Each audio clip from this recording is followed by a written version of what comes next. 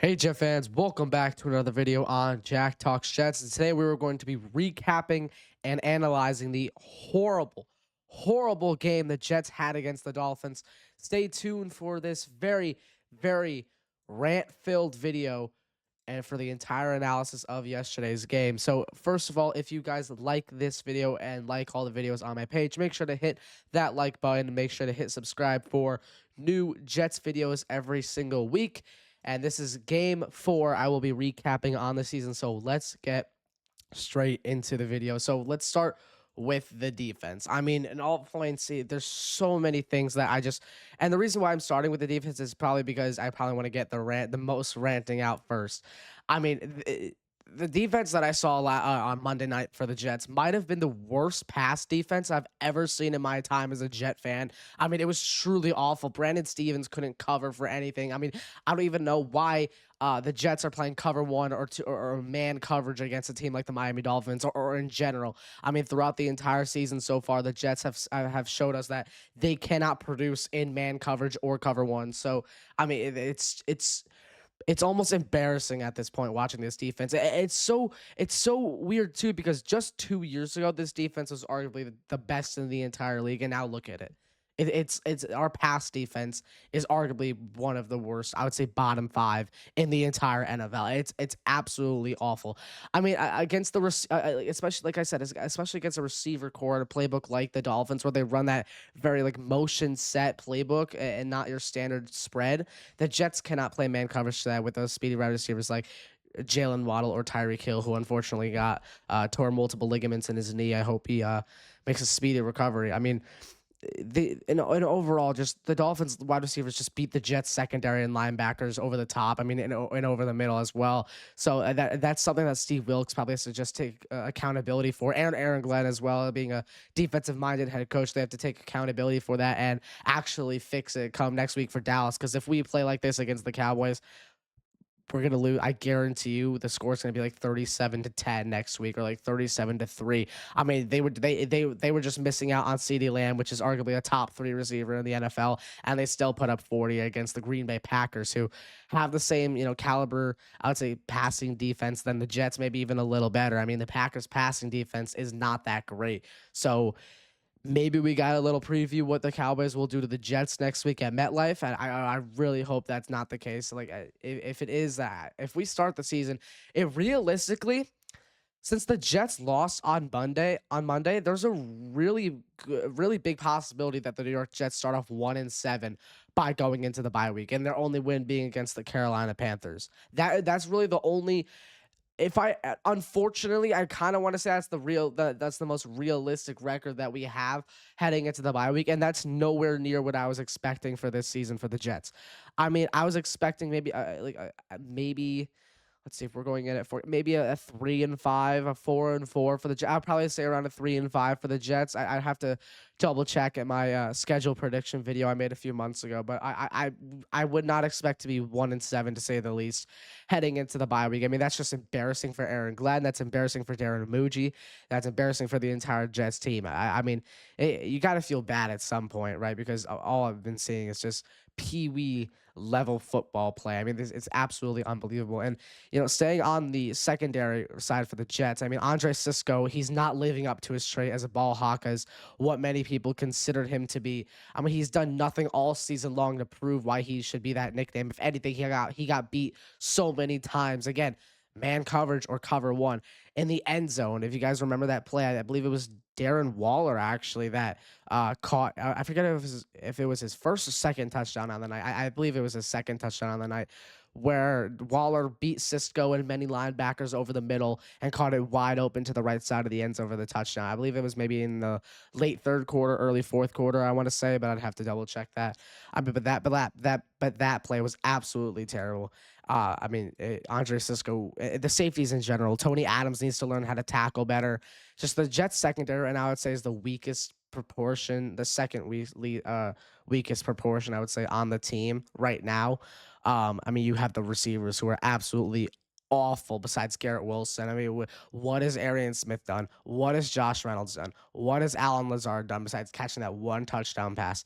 Tyler Johnson, I mean, he was actually producing something in week 1 and over the preseason. So I guess you could say Tyler Johnson's really our only our true wide receiver 2 right now. And I'm not really that mad about it because what I've seen out of Johnson within the first few weeks of the season, I know he was injured on Monday, um, is somebody that I can rely on to be a reliable receiver 2, at least for the Jets. I mean, if Tyler Johnson was back on the Bucks or back on the Rams, he'd be maybe wide receiver 4. Maybe he wouldn't even be on the roster, to be honest with you. But for the Jets standards, I mean, Tyler Johnson has been doing a fairly solid job as wide receiver 2. And I thought it would be Reynolds as wide receiver 2, but I don't Reynolds is like a he's in no man's land right now. Like, he is absolutely in no man's land. I have no clue. I can't really name you a single pass he's caught this season. If he's caught one yet, I don't even know. All the receivers besides Garrett Wilson have really just been non-factors this season for the Jets. I mean, it's absolutely unbelievable. Going back to the defensive side of the ball, this is my last point before I get to the offense. I mean, the run game, actually, or the run stop, excuse me, for defense, like the linebackers and the up front guys, the D line, they didn't play too bad, like surprisingly as well, because usually that's been the weakest proportion of the defense so far within the last couple of years, the run stop. They still do need some improvement, especially within the interior D line. Jay Tufele cannot make those stupid mistakes, or any defensive lineman or any linebacker blitzing. In fact, they can't make those stupid undisciplinary mistakes by going offsides and causing encroachment on your own team when it's a really important drive to stop Miami. I mean, I love Jay Tufele, but that just cannot happen. It has to be all, it's got to be discipline, it's got to be skill and coaching as well. I think coaching played a huge factor in why the Jets are currently 0-4.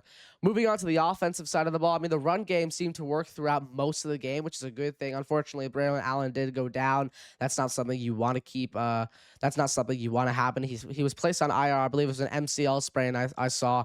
So we'll hopefully see it within the next maybe month or so, maybe even a little longer than that if they want to be careful with it. There were some times though within the run game that it was a terrible decision to call a run play. For example, that third down play around midfield with Isaiah Davis, where it was a must-get first down. It was 3rd and 5. It was a read option, I think, and Fields decided to give it to Davis when Fields should have kept it himself, because everybody was biting on Davis. If nobody was biting on Justin Fields to keep it, so if Fields got that, if Fields kept that ball, he could have maybe had a 15-20 yard run. Hell, maybe he could have had that touchdown like he had at the end, at some point in the middle of the game, right? He could have had that again. I mean, there's just so many missed opportunities that the Jets could have had to win this game. One of them actually was the passing game that was not great. Besides Garrett Wilson, when he caught that ball in the end zone, and they called offensive pass interference on them, on Garrett Wilson. I mean, are you kidding me right now? I saw the clip. That was nowhere near offensive pass interference. The NFL, and I'm going to be so honest, I never blame the refs for anything. In fact, I find that really corny. I find that like really bad that most people just blame their frustrations on the refs.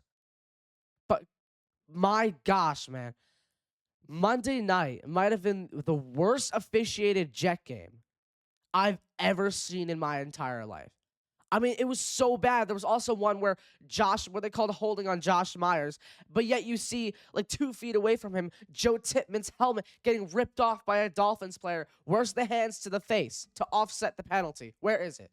Nowhere to be found, right? Oh, okay, holding on Myers when you got a guy shoving his hand in Joe Tippmann's face mask, ripping his helmet off. That's not illegal hands to the face. I mean, even players on the Jets, even the commentators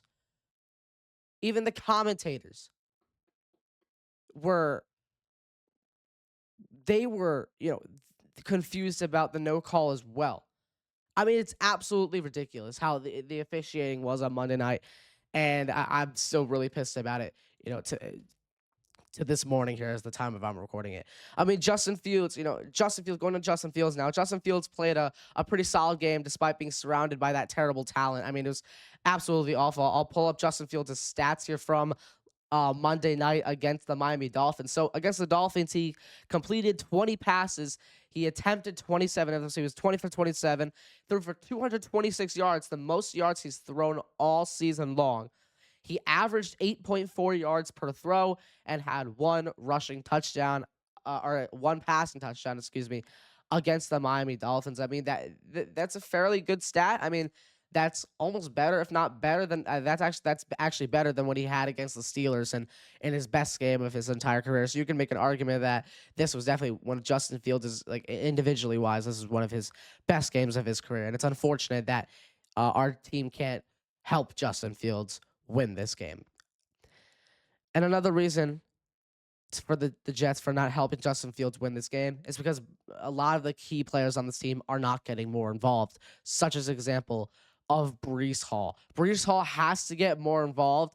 I mean, 14 touches, that's not enough for your starting running back. I mean, I get you want to split the reps, but Braylon Allen went down with an injury. Isaiah Davis, I mean, he's been playing fine, but Brees Hall, based off the last 4 games that I've seen, Brees Hall has not been bad at all. And in fact, I think the Jets should give him the franchise tag if he keeps playing like this. But unfortunately, that may not happen because if the Jets are, like I said earlier in the video, if the Jets are realistically 1-7 by the bye week, there is a huge opportunity where Brees Hall could be packing up his bags and saying goodbye to the New York Jets. Because from what I'm seeing, he could be a trade candidate come the trade deadline. I mean, I don't want that to happen at all, but unfortunately, that's the truth. Because that's how bad we've been, that we have to give away some of our best players for desperate picks in the draft. It's absolutely unbelievable.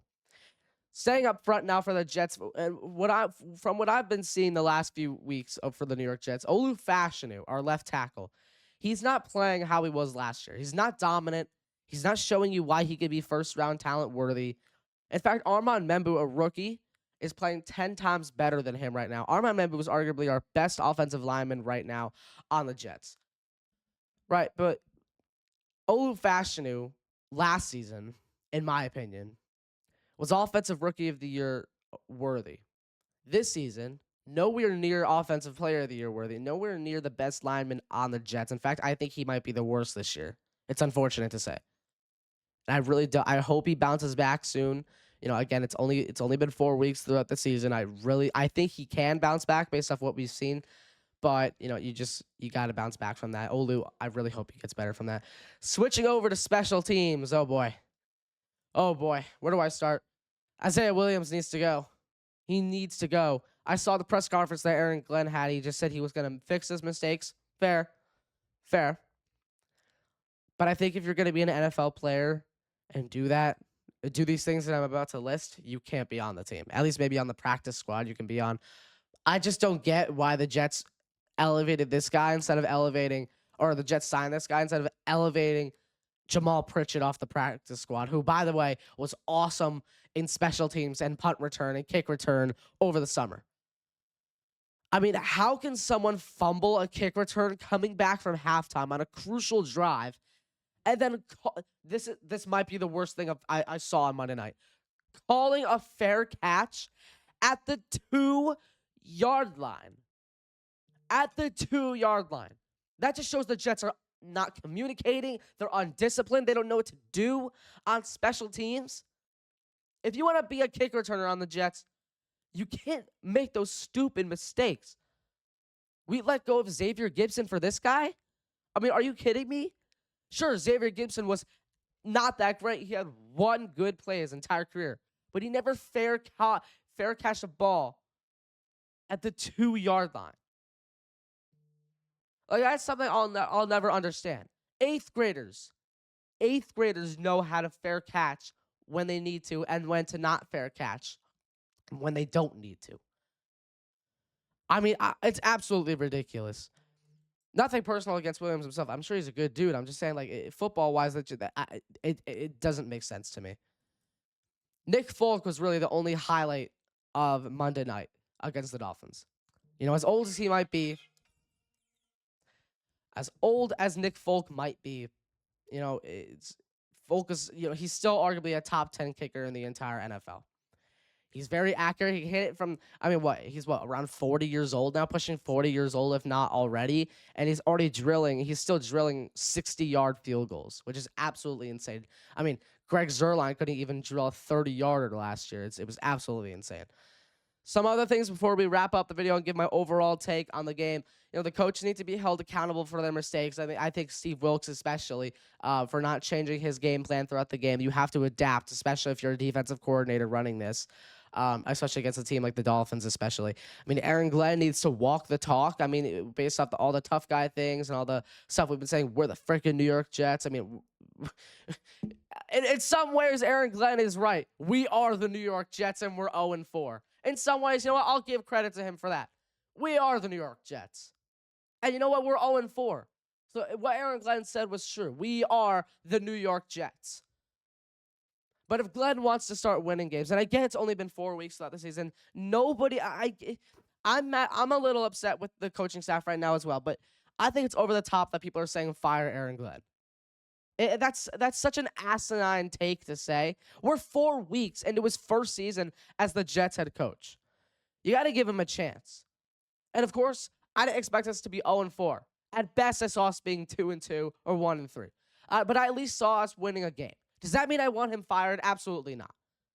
I think AG will build a good culture and a good stabilized team come the future. But right now, it's not looking too hot for him. It's absolutely insane. If Darren Muji, he really needs to step up big time next offseason if he and Glenn really don't want to be on the hot seat come year 2. That's just what it is. Overall, the Jets are the most unwatchable team in the NFL right now. I can't stand it anymore. Forget everything I said last week on my Buccaneers post-game show for the Jets having potential. Because what I saw on Monday tells me and totally derails my own opinion from last week. I regret saying that. And I regret posting that video on YouTube. Or I regret posting that clip on YouTube and Instagram and TikTok. Forget everything I said about that. This team has no potential. I'm sorry. Aside maybe from a few key players there like Justin Fields or Garrett Wilson or Breece Hall. And some guys on defense as well. Otherwise, that I have nothing positive to say about the Jets. Anyways, thank you guys so much for watching today's post-game show. I will be back sometime this week to give you all a video, and then I will do my post-game against the Cowboys, which should be fun. It should be very fun. If you guys like the video, make sure to hit that like button. If you're new, make sure to hit that subscribe button, and I will see you all next time. Peace out, Jet fans.